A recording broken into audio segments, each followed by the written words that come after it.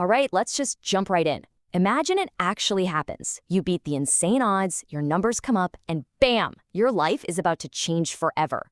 But what most people have no idea about is that winning the lottery can be the start of an absolute nightmare. We're talking lawsuits, betrayal, even murder attempts.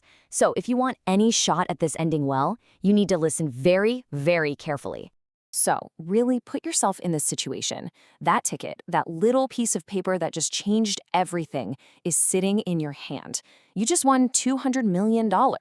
What is the very, very first thing you do? Do you call your mom? Quit your job on the spot? Go buy a Lamborghini? The first thing you do is absolutely nothing. I'm serious. Don't tell a soul, don't even think about quitting your job, and whatever you do, do not go claim that prize. At least not yet. That initial silence, it's your single greatest weapon. And that's why we're starting with Act 1, the secret keeper. Because trust me, the choices you make in these quiet moments before the whole world knows your name will decide whether you get the dream life or become another cautionary tale. Okay, first things first, your number one priority is to secure that ticket like it's a state secret. You wouldn't believe how many people have lost everything because they misplaced this little piece of paper. So you sign the back of it right away. That makes it legally yours. Then you document the heck out of it. Photocopies, selfies, videos, every angle. Put it in a waterproof, fireproof box. Then take that box and put it in a safety deposit box at a bank.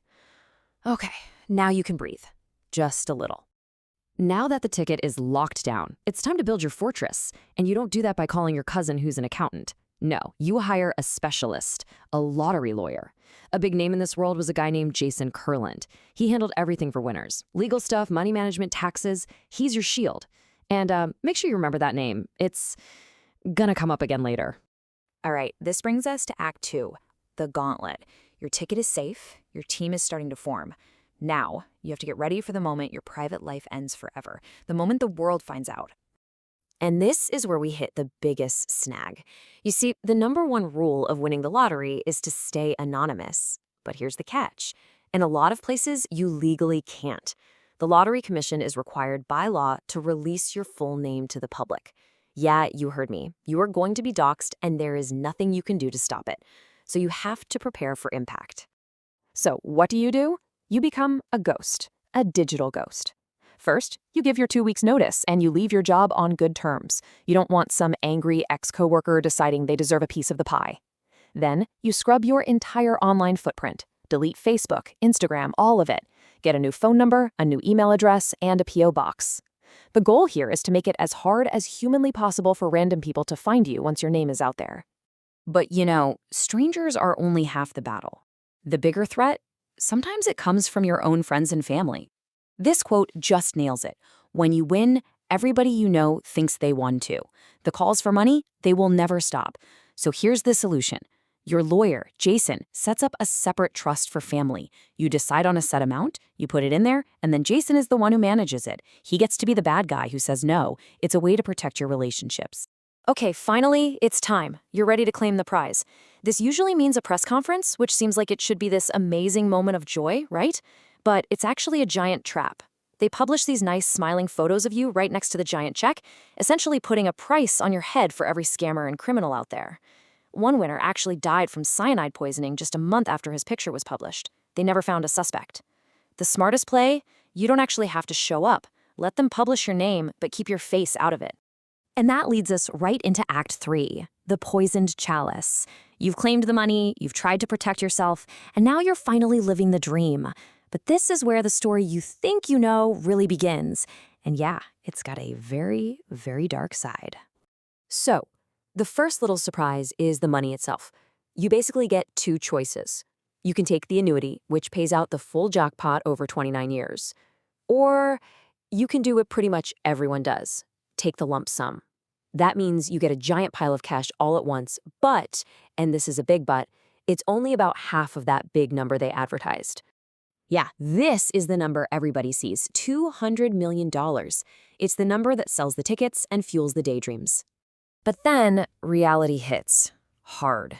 After you choose the lump sum, and after Uncle Sam takes his huge cut right off the top, that $200 million jackpot shrinks down to around $70 million.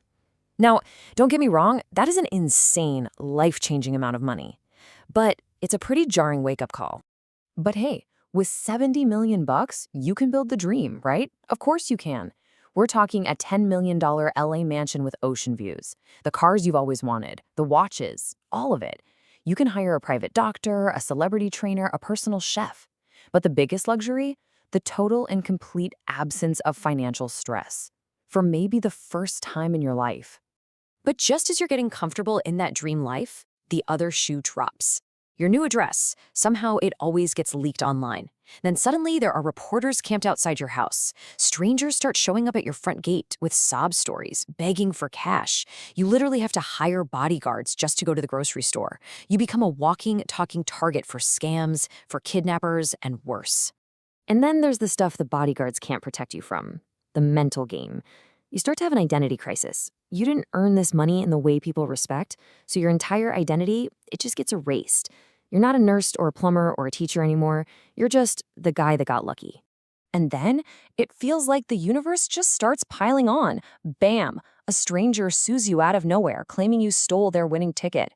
Bam! You get the worst call of your life. Your lawyer, Jason Kurland, the guy you trusted with everything, has been arrested. He's charged with stealing millions from his clients, including $10 million from you.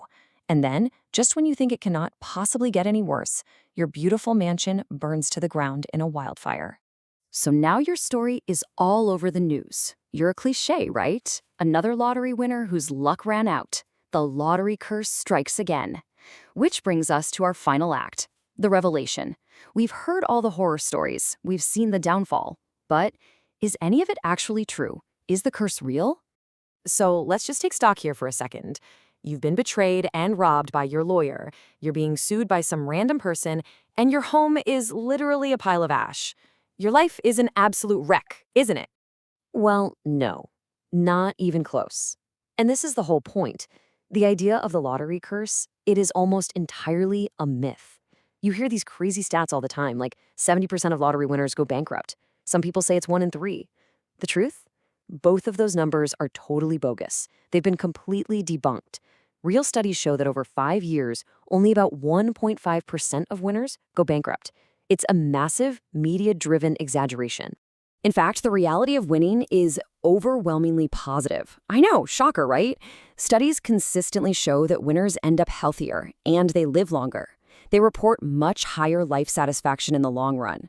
And that whole idea that they become miserable and isolated? Nope. They actually end up spending more time with their friends. The truth is, for most people, winning the lottery brings freedom, health, and happiness. The curse is the exception, not the rule. So, let's go back to our supposedly ruined life. What's your real final to-do list? Step 1, you fire your corrupt lawyer. Step 2, you cash that multi-million-dollar insurance check from your burned-down house. Step 3, you easily win that baseless lawsuit because you have tons of proof the ticket was yours from day 1. And Step 4, you take your remaining tens of millions of dollars, move somewhere quiet and far away from all the chaos, and you finally relax. You were never really doomed at all. Which leaves us with one last big question. If all the data shows that winning the lottery is, a good thing, why are we so obsessed with the stories of failure and misery? Maybe the real curse isn't winning the lottery at all. Maybe it's that, for whatever reason, we just feel a little bit better when we believe that the people who get that lucky are secretly miserable.